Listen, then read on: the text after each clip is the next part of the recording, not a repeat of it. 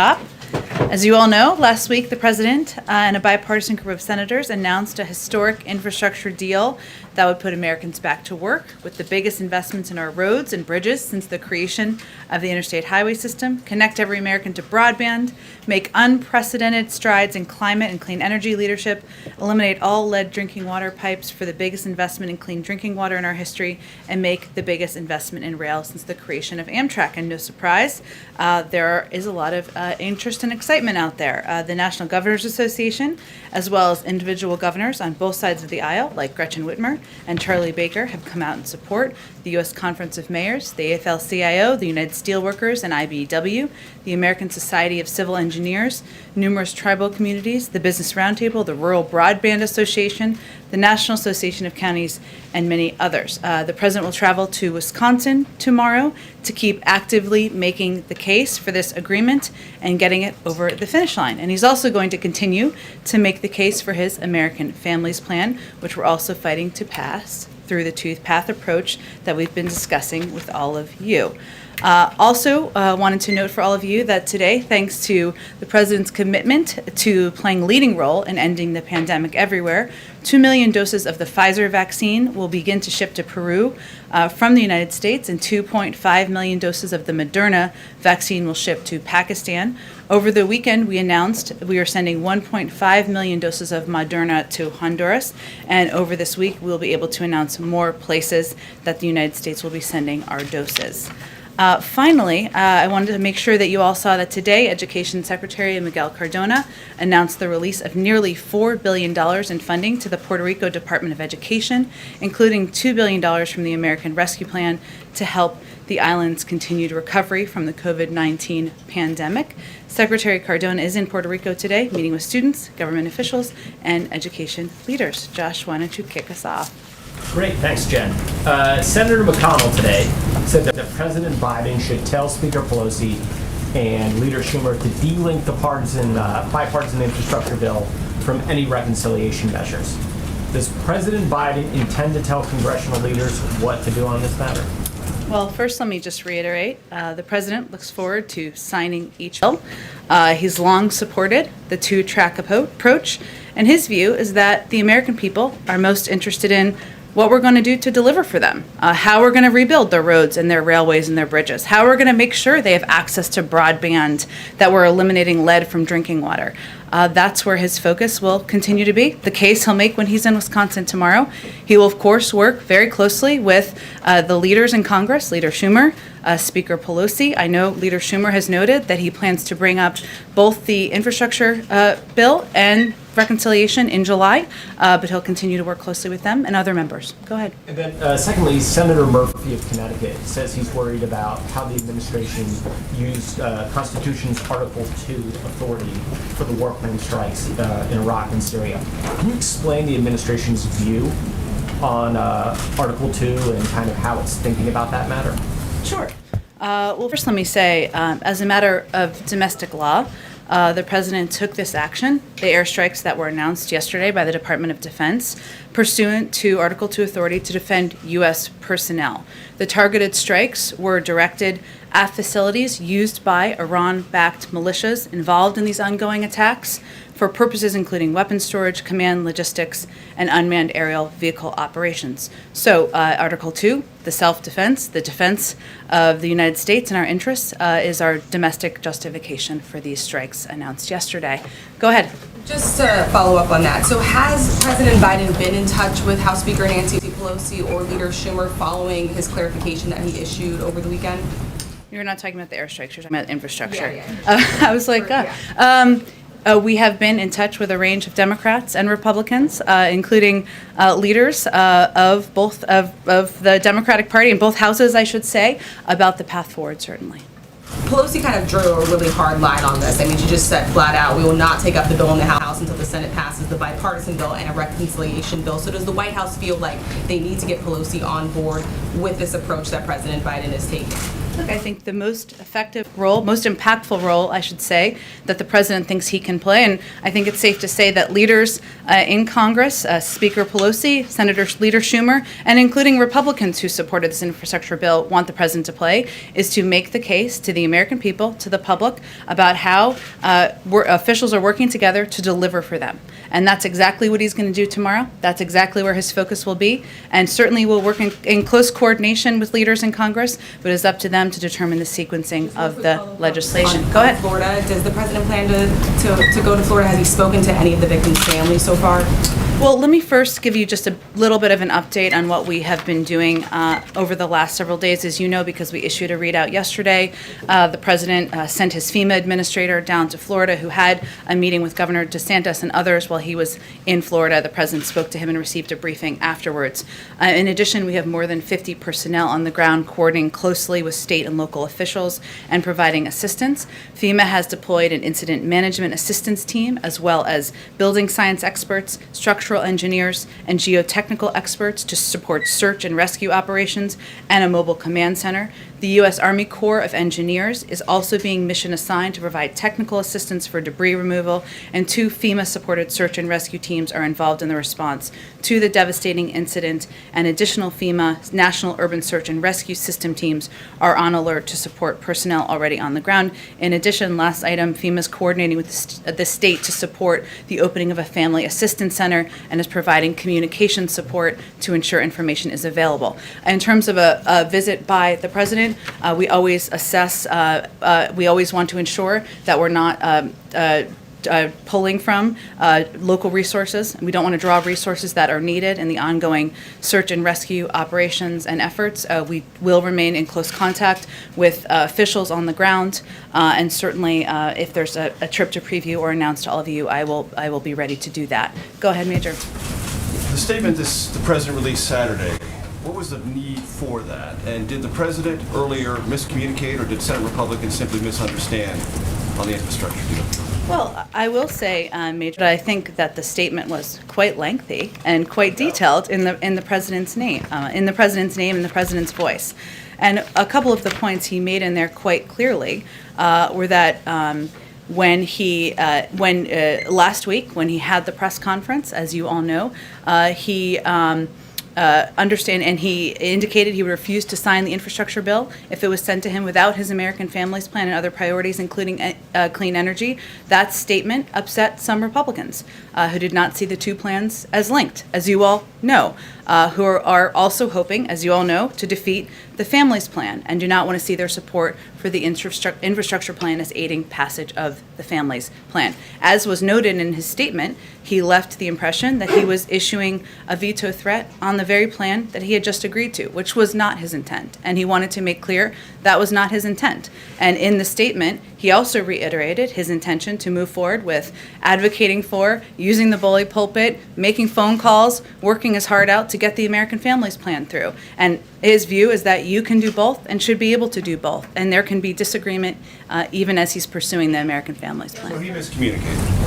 I think he made pretty clear, Major, in his statement this weekend that we issued this weekend, that he did not send that was not the message he intended to send. And you have said a couple of times the president's going to tell the country what's in it, but even those who have supported it say we'd like to know more about it. I mean, when are the details going to be really available for those, for example, who live in Flint, Michigan, or any other city in America that does have a lead pipe situation, to know exactly what's going to be spent, when it's going to be spent, and the core legislative language that, when I used to cover Senator Biden, he would be very much focused on? Well, what would you like to know? Lynn, I will share every detail that anyone would like to know about the package. But you're right, Major. As you know, it needs to now be written. That is a key component. As the president said also, and as we have conveyed from here, there is work ahead. And that is the important work ahead, is writing this legislation, moving it across the finish line. I will say, just because you asked me about the specific component of the package, just to give a little bit more detail there, it will put Americans to work replacing 100% of our nation's lead water pipes so that every single American child at home or in school can turn on the faucet and drink clean water. And right now, as you may or may not know, Up to 10 million homes and 400,000 schools and childcare centers get their water from lead pipes and service lines. So that is what it will aim to address in that specific category. Is that over the 8-year life of the bill, or is that on a 2-year thing? Do you have any determination of a timeline on that? It's an excellent question. The details are very important here. It needs to all be written into the final legislation of the bill. But the president is clearly eager to get that done as quickly as possible. Go ahead. Thank you, Jen. Just another question about infrastructure. You're saying that the president was trying to clear up what he meant on Thursday and that it was not his intention to issue a veto threat. He said, if they don't come, the two bills together, I'm not signing. Real simple. So did he change his mind or did he make a mistake? I will say, Peter, I know that we're quite focused sometimes on process in here. I understand that. The process of a bill becoming a law is important, but the president intends to sign both pieces of legislation into law. He is eager to do that, looking forward to do that. As you know, they are both moving forward on dual tracks in Congress. The leaders in Congress are ensuring that is happening. Okay. Something one of the advisors said this weekend, Cedric Richmond, he said, Republicans defunded the police by not supporting the American Rescue Plan. But how is it that that is an argument to be made when the president never mentioned needing money for police to stop a crime wave when he was selling the American Rescue Plan? Well, the president did mention that the American Rescue Plan, the state and local funding, something that was supported by the president, a lot of Democrats who supported and voted for the bill, could help ensure local cops were kept on the beat in communities across the country. As you know, didn't receive a single Republican vote. That funding has been used to keep cops on the beat. But at the time, that was sold as these local police departments might have a pandemic-related budget shortfall, not we need to keep cops on the beat because there's a crime wave. I think that any local department would argue that keeping cops on the beat to keep communities safe when they had to, because of budget shortfalls, fire police is something that helped them address crime in their local communities. For those in the local communities, the White House's argument was the American Rescue Plan is going to be $1,400 checks. It's going to be vaccines, vaccinators. It's going to put us on the path to beating the virus, not... It did those things as well. It was a pretty good bill and piece of legislation. Okay, Go ahead. Just one more. This weekend, Gwen Barry, who hopes to represent the United States as an Olympian on the hammer throwing events, won a bronze medal at the trials, and then she turned her back on the flag while the anthem played. Does President Biden think that is appropriate behavior for someone who hopes to represent Team USA? Well, Peter, I haven't spoken to the president specifically about this, but I know he's incredibly proud to be an American and has great respect for the anthem and all that it represents, especially for our men and women serving in uniform all around the world. He would also say, of course, that part of that pride in our country means recognizing there are moments where we are, as a country, haven't lived up to our highest ideals. And it means respecting the right of people granted to them in the Constitution to peacefully protest. Go ahead. I want to switch gears real quickly on the COVID crisis. Sure. So you're planning a really large party at the White House on the 4th of July. A party for 1,000 frontline people. workers and men and women who served our country, yes. And also the National Mall will be open, but we are getting reports now of increasing cases of the Delta variant. Experts are now warning that those who got the J&J vaccine might actually need a booster shot. Some of these experts have actually gotten such booster shots themselves to guard against the Delta variant. Is this too soon? Are you being risky by basically allowing many, many people to get to the National Mall on the 4th of July? Is there a risk that you could be, in essence, doing exactly what was criticized by the Trump administration? Creating large gatherings that are risky. Let me first say that we have been, our North Star has been data, has been scientists, has been the advice of our medical experts at every point since the president took office. And just a few factual details. I'm just saying, in addition to what you conveyed, the majority of Delta cases are in people who are unvaccinated.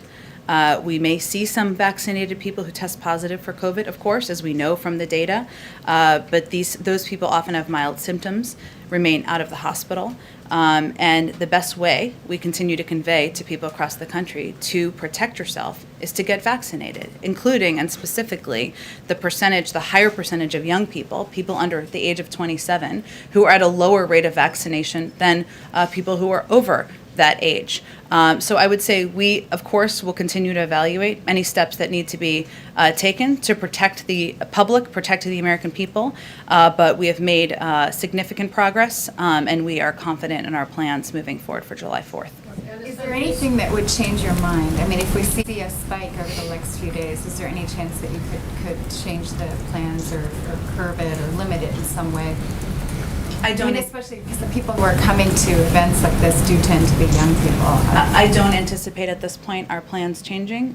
We, of course, are always driven by the advice of our health and medical experts, but beyond that, I don't anticipate that at this point. Oh, go ahead, Judy. Okay. Quickly, just on Israel. So Yeah. the president is going to be here today. Yeah.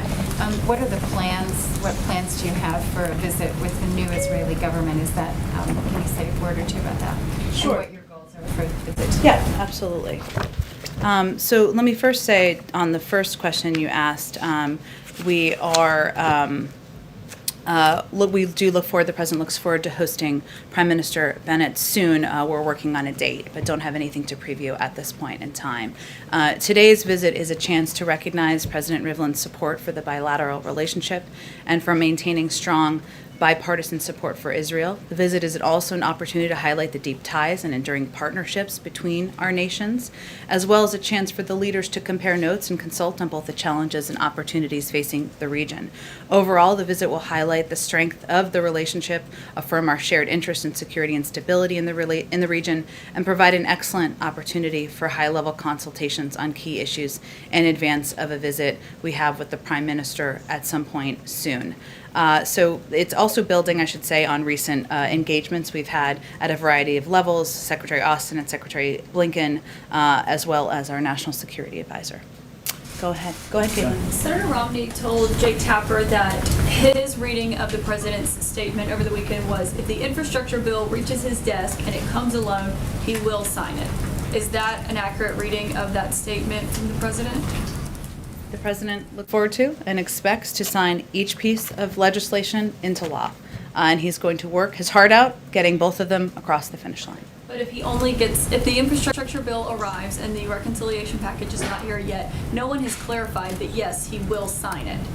So Well, again, Caitlin, I know we're quite focused sometimes on process in here, but, and hypotheticals, the President's focused on selling this package to the American people, both packages, I should say. That's what he'll be doing tomorrow in Wisconsin, and we'll be working closely with leaders in Congress to move both of these pieces of legislation forward. Okay, so the White House is not going to say, yes, he will sign the infrastructure bill if it comes alone to his desk. The President expects to sign each piece of legislation into law. One more question on the airstrikes.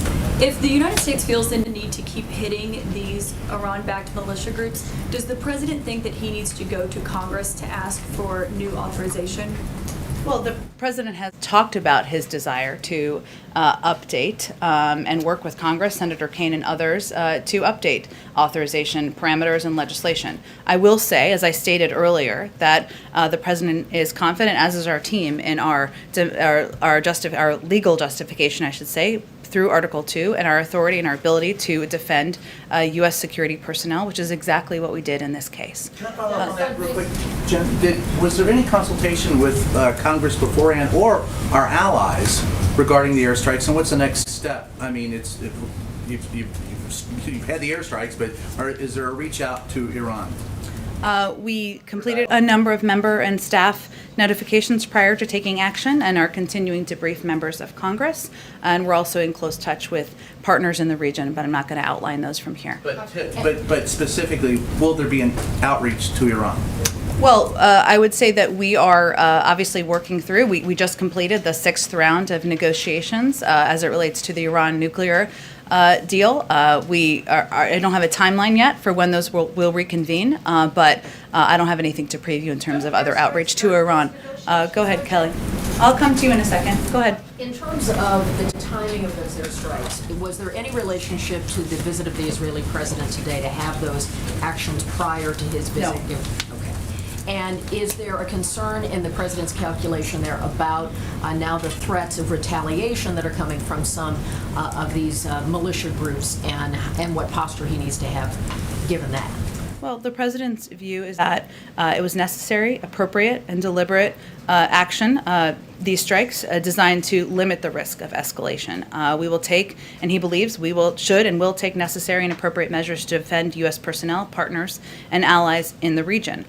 Certainly, I would say, just kind of in relation to this question over here, we continue to believe that and have never held back from noting that Iran is a bad actor in the region. And they have taken part in and supported and participated in extremely problematic behavior in our view. At the same time, we feel that we're moving forward and seeking the opportunity to move forward on negotiations to prevent Iran from acquiring a nuclear weapon is in our national interest, and that's how we will evaluate. But it was not linked to a visit by the President of Israel, nor was it linked to any elections in Iran either. Briefly on Florida, in the president's briefings about the status of what is there, has he been given any information to indicate that the chance for survivors still exists?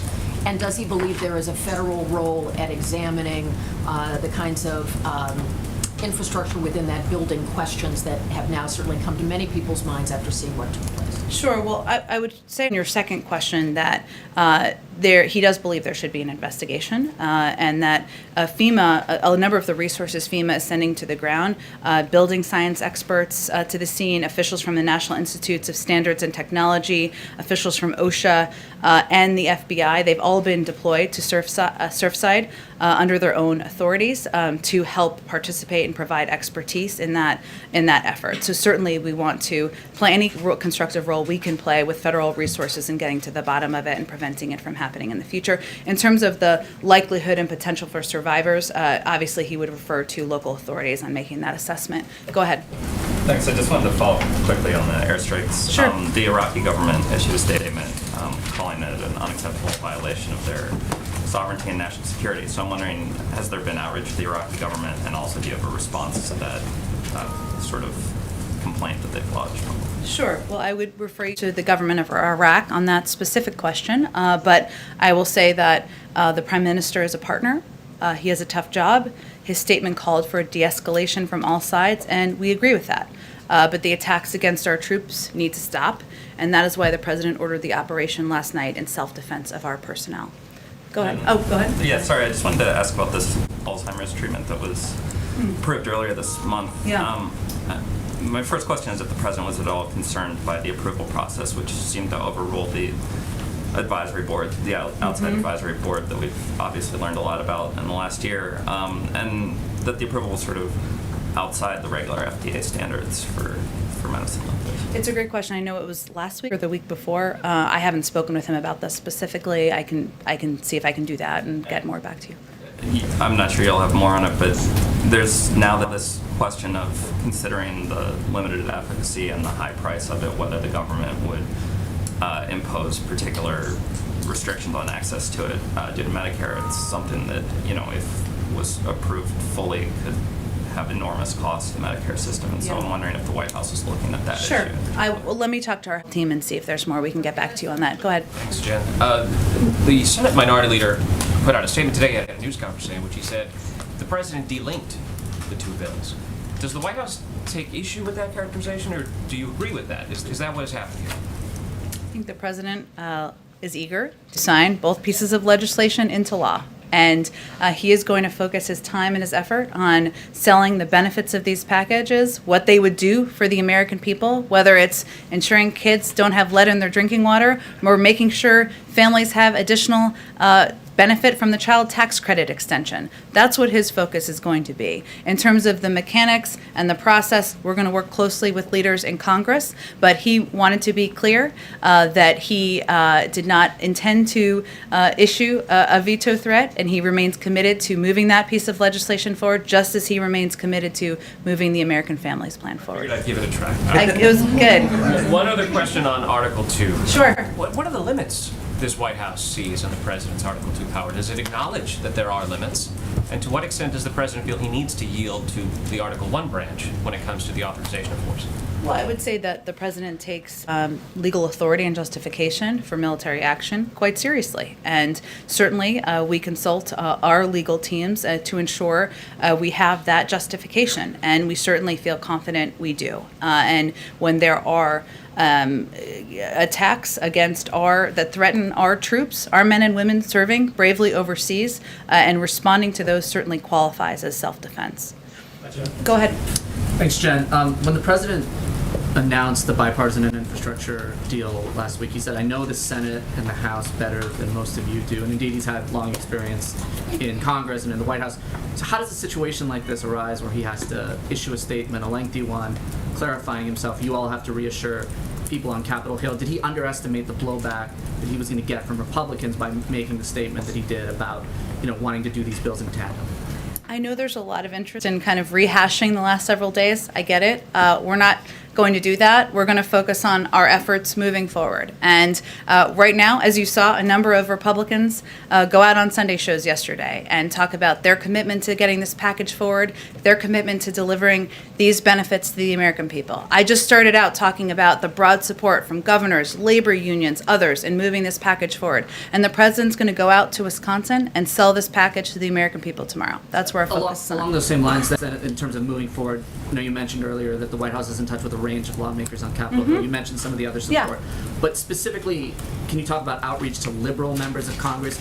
Are you guys in touch with the Progressive Caucus? There's obviously been some concern on the left about negotiating too much with Republicans. What reassurances, if any, have you given to liberal members of Congress on this front? Well, absolutely. We're in touch with members of from all parts of all parts of the Democratic Party, a range of members in the Republican Party, absolutely. Some are the president's directly in touch with, but our legislative team, senior members of the White House team are absolutely engaged with, listening to, conveying, making the case for why there are key components of this infrastructure package that should be supported by a broad range of members of our party. And I will note that there are a couple of components, and some areas where there hasn't been probably enough information out there about the benefits, in areas where I think a number of members of the progressive wing of the Democratic Party would be excited about and support. And certainly, I mentioned earlier, removing lead from drinking water. That is something that, as I noted in response to Major, there are 400,000 schools, 10 million homes that could benefit, millions of kids who would benefit from that. Also, expansion of broadband. It's a national disgrace that African American families are 9% less likely to have high-speed internet than their white peers, and Latino Americans are 15% less likely. It will help address that.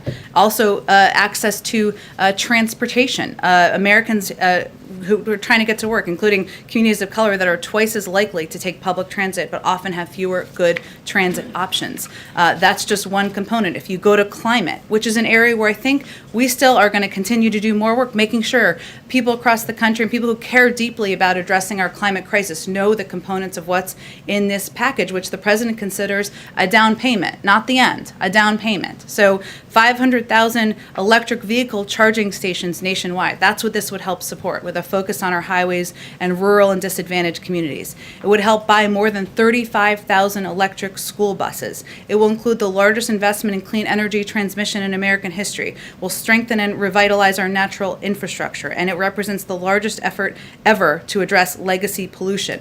These are all areas that a lot of people in the Democratic Party are excited about historically, should be excited about, and we're going to continue to make the case and make sure we're conveying this and the American Families Plan and the components there are what we're going to continue to advocate for. Is tomorrow's speech mainly about the bipartisan infrastructure bill or about the American families? Like, how much of tomorrow is going to be about that deal versus the American Families Plan? Tomorrow we'll primarily focus on the infrastructure package and the components in the infrastructure package, but the president will absolutely also be out there in the future continuing to make the case for why universal pre-K, something that makes it 50% more likely that kids will graduate from high school, should be law. Making sure community college, 2 years of it, is free for people across the country. Extension of the child tax credit. Those are all pieces he will be out there advocating for in the future. Go ahead, David. Jennifer, I can take you back to your Article 2 answers here, because they appear to be responsive to a specific incident or a set of incidents in which these UAVs were used against American troops. But that begs the larger question of whether the president believes he needs, in whatever replaces the authorization for the use of military force, something that is specific to the Iran threat, this category of threats. And similarly, when you talk about having a longer and stronger element to the Iran deal, missiles, support of terrorism, are you also trying to now encompass this new use of UAVs?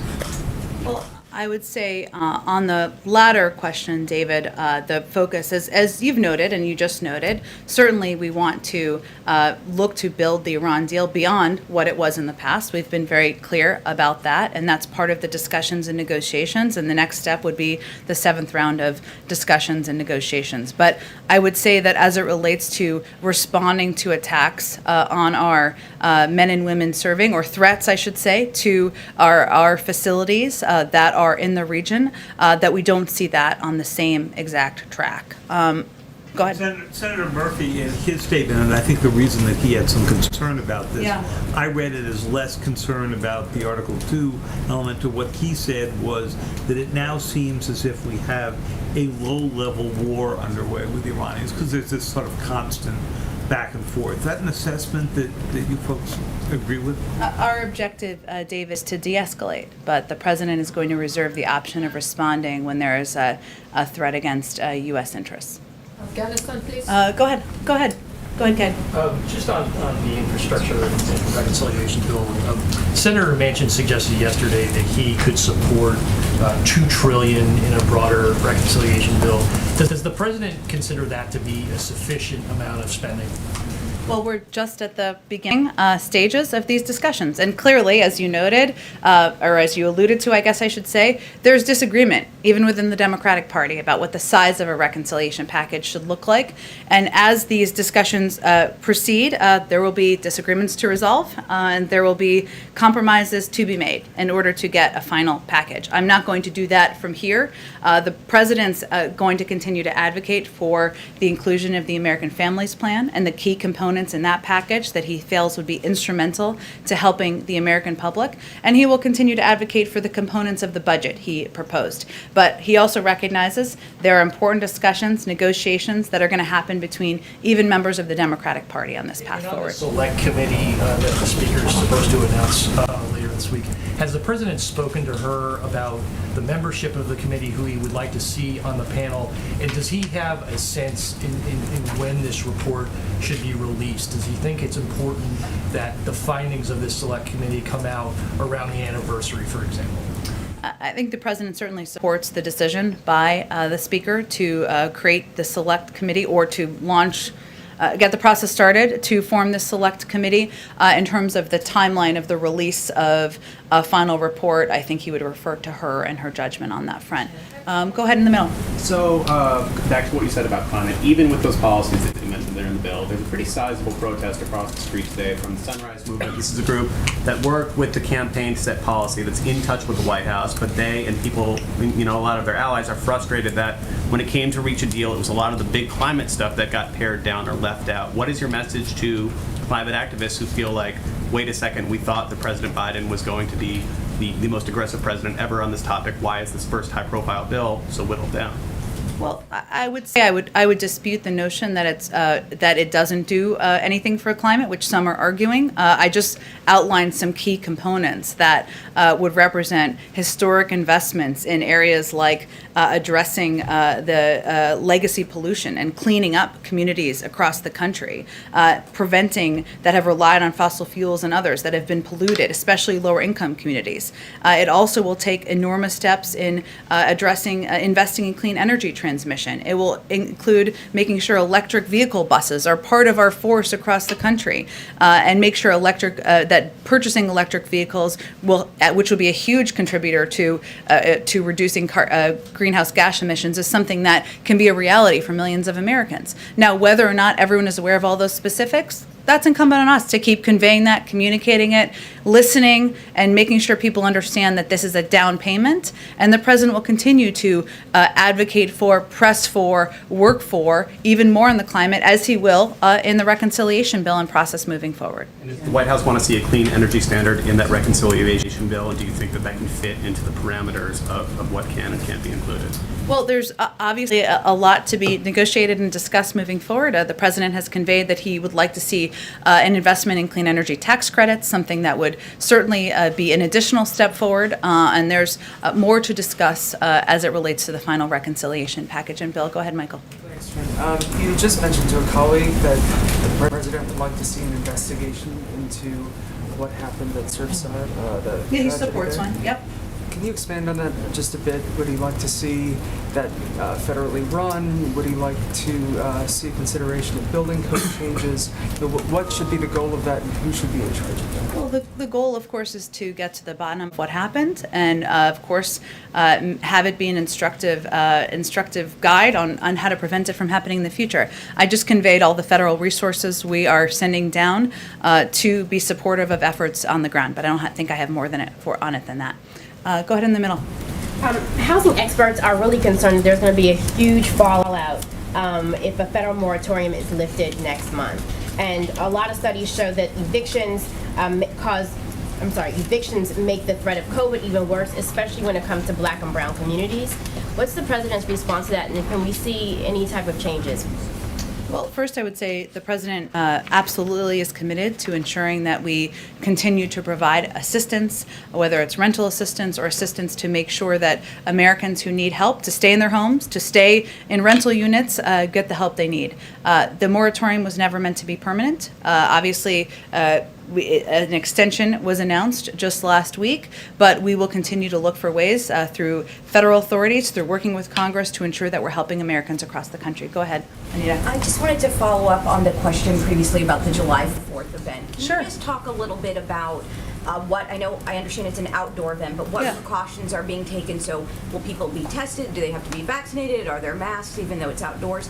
And just more broadly, we have seen signs that things are getting back to normal a little bit at the White House, but some signs that they aren't. I mean, can you just tell us a little bit about, are all staff here? Is it at 100% now? Are visitors allowed in? I believe there's still no tours. Just can you give us a sense of where things are? Sure, Anita. Well, first, our intention was always to bring staff back, and I think we provided this publicly, but at a kind of a slow pace to ensure we were integrating people back into the White House, and we were taking all the necessary precautions. I think a lot of that will be done through the course of July and into the summer. That's our intention. In terms of the timeline for resuming tours and guests, I'll have to just get back to you on the specific plans for that. About the event. Sure. In terms of precautions, I'll have to check with our team and see what the specific precautions are taken. I believe on Friday's briefing you had mentioned that the president would be speaking about voting rights this week at an event. Didn't see that on a schedule. Can you talk to us a little bit about what that event is and what he's going to be talking about? Sure. Well, he has a meeting with voting rights advocates today and with officials internally. So let me just note that first, which I think you're aware of. And we're working to determine when we can schedule remarks. It could move in just because of scheduling. It could move into next week, but I don't have anything to announce quite yet. He's looking forward to addressing the public. As we get his final date locked in, I can preview it for you in more detail. Go ahead. Americans in the Northwest are suffering through a record-breaking heat wave right now. What's the president's message on climate to those who say he's not doing enough, that there wasn't enough in this bipartisan bill? And can he guarantee the public that something will be passed by the end of this year? Well, first, I would say the president is also meeting with governors from Western states on Wednesday to discuss exactly the threat of these wildfires and what we can do from a federal level to help work in partnership. And he's been quite focused over the last few months on ensuring we are not just preparing and working closely with governors who are in states that might be impacted by hurricanes, but doing the same with states and governors and leaders who might be impacted by wildfires. He even got a briefing from FEMA just last week. I would say again that the president is absolutely committed to addressing climate. It is one of the four crises he's identified as central to his presidency. The components that are in the infrastructure package are a down payment on that, but he will continue to advocate for, fight for additional steps in the reconciliation package and moving forward through the course of his presidency. Go ahead, April. I want to ask two questions. One on policing and the other on voting rights. Okay. Voting rights. On policing, the framework was announced last week of policing, George Floyd Justice and Policing Act. But with that said, what pieces are in it that the White House applauds? What pieces are out that the White House wants back in? Because we understand qualified immunity may or may not be in there. Some parts may be in versus other parts. Well, I understand your question, April, but we're going to let the negotiators speak to more specifics of what is in the framework and the next steps from their end. We are closely in touch with them. As I've noted in the past, the president will look forward to welcoming them to the White House at some point when appropriate, but we're going to let them announce the details of their agreement or their framework when appropriate. Is the president in the debate where it comes to intentionality from police when someone is killed in their hands? Is he involved in that debate? Does he stand on the side of that? How do you mean involved? Meaning that piece of, because there's a large component of the nation that feels that the intention should be put into it, as well as if it just happens as they're in police custody. So both pieces should be in it. Is the president weighing on one side or the other on that piece? Again, April, we're just going to let the negotiators speak to what's in the package and what's in the framework at the appropriate time when they're ready to do that. And on voting rights, again, I'm going back to the issue that I asked, leaning in. It seems like the president is doing more. But is there concern if the president leans in too much with some of the members, some of the Republican members on the Hill, that it could backfire on him? Because we've heard that bit. In what way? In the way that they don't want civil rights. If the president himself, with the gravitas, with the weight of this law be purged, if he leans in too much on it, it could just backfire. Is that a concern from you and from the rest of the members of this White House? No. Go ahead. I just want to follow on Anita's question. Sure. Most members of the press who come in here now are vaccinated and don't have to be tested every day. Is that also the case on the staff? Is all the staff vaccinated? And if you're going to come in close contact with the president, do you still have to be tested? Yes, I mean, it's different there's different categories of people who have regular contact with the president and otherwise. So some are tested twice a week, some are tested once a week. As you know, when there's travel, that's a different circumstance. But we still do have staff tested regularly here at the White House. And everybody on the staff has been vaccinated? I don't know if every single person has been, but we can see if there's more specific data on that for you. Go ahead. Jen, thank you. The first U.S. Taiwan trade talks in 5 years are supposed to take place this week. China has responded to that, to the government of Beijing, calling on the United States to stop any form of official exchanges with Taiwan. How do you respond to the government in Beijing pressuring Washington like this about economic ties with Taipei? Well, let me first say this is not a direct response, but let me just convey to you what our policy is, which is that our support for Taiwan is rock solid. Taiwan is a leading democracy, a major economy, and a security partner, and we will continue to strengthen our relationship across all the areas we cooperate, including on economic issues.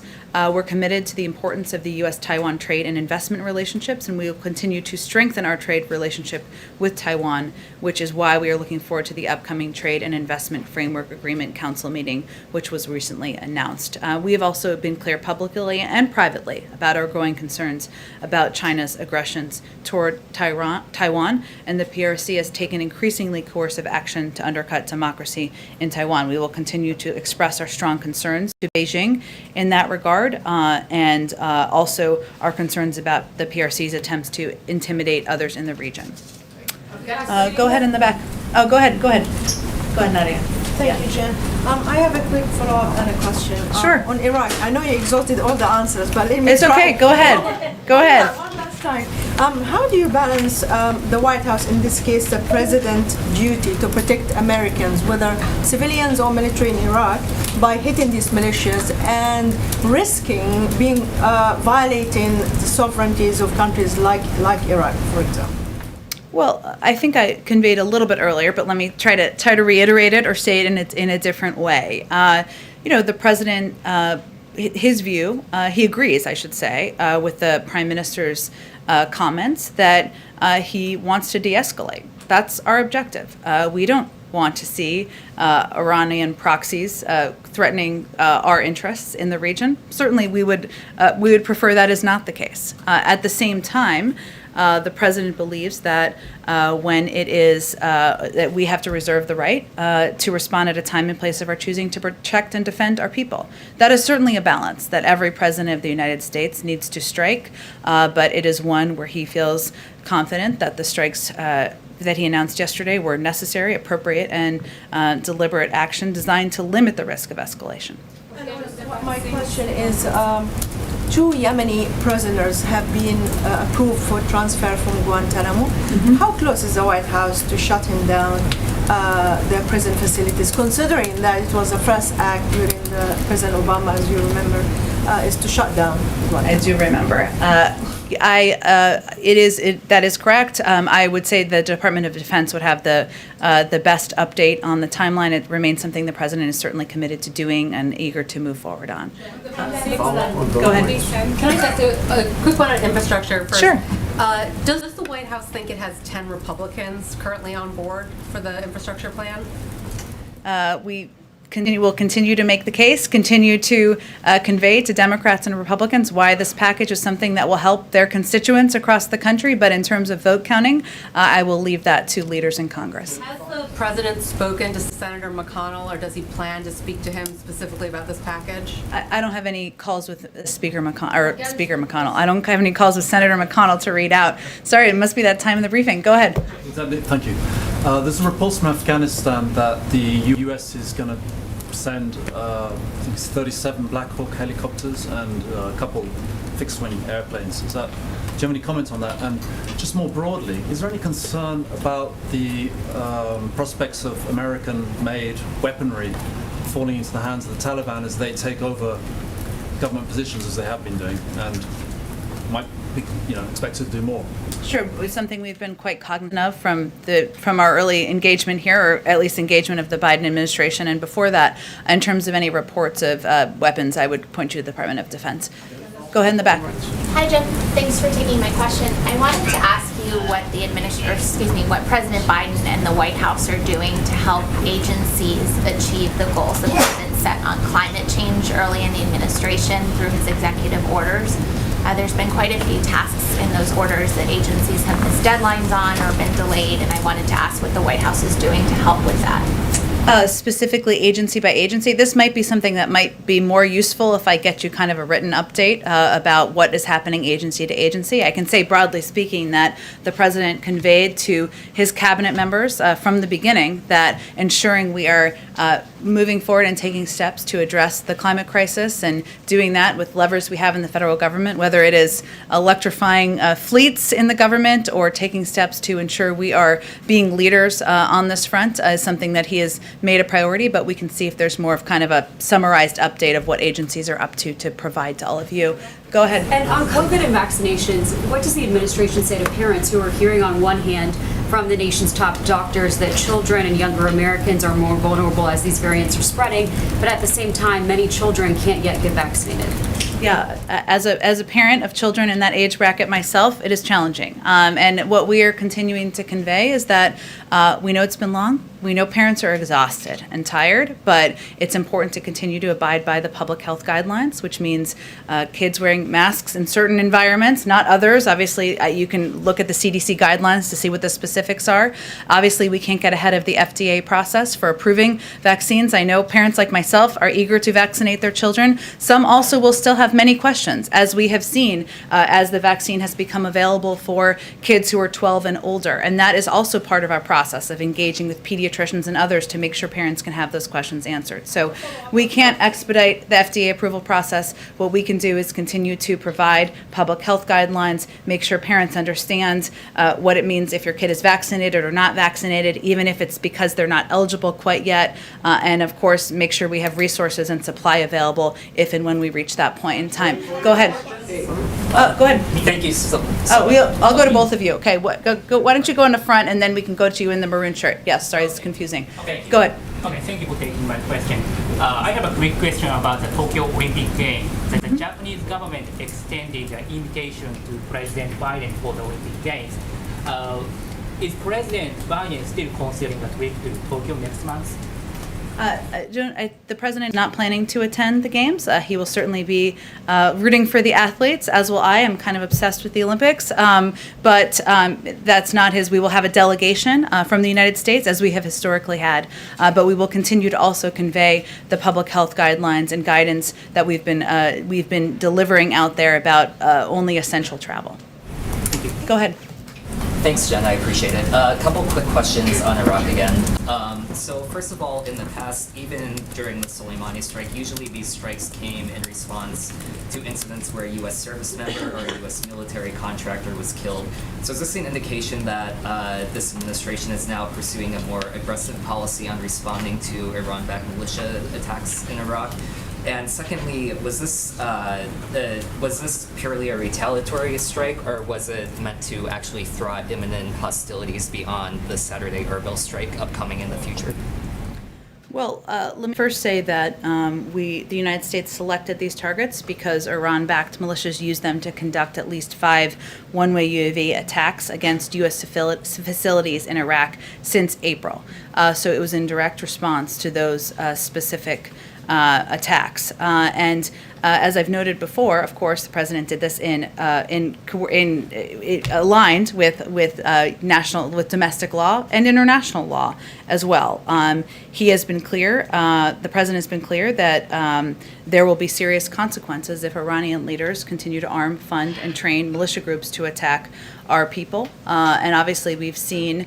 I wouldn't say. I mean, there's available information beyond the last few months, over the last year plus, as to what these attacks look like. This was the president's decision about how he would respond to them. I can't speak to the prior administration. Did it fraught imminent hostilities, though? I mean, not looking back. Like, was it retaliatory, or was there another attack in the works that these were intended to deter? We selected these targets in response to those 5 attacks I just noted. I think I just conveyed this clearly as the Department of Defense did. Okay, thanks everyone. Have a good afternoon. Thank you.